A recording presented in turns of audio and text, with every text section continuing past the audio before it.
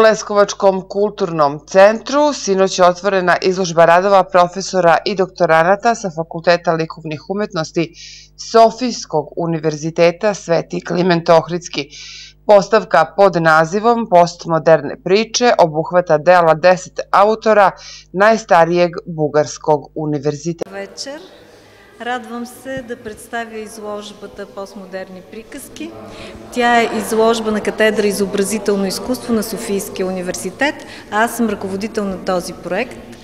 Проектът включва творби от преподаватели от катедра Изобразително изкуство на Софийския университет, както и на докторанти от същата катедра.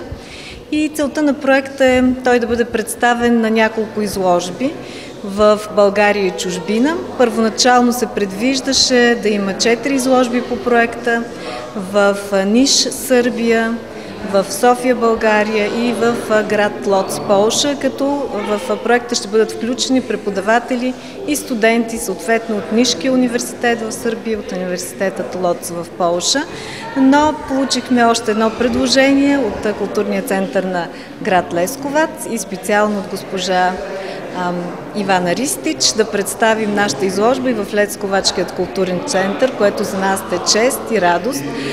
Показваме част от творбите, тъй като залата е малко по-малка, но това не пречи изложбата да може да отговори на изискванията на проекта Постмодерни приказки и всъщност да покаже отношението на съвременния човек, който живее в времето на постмодернизма, към вечните стойности, към начините на възприемане на света и на всичко това, което е традиционно, което се променя в съзнанието на постмодерния човек.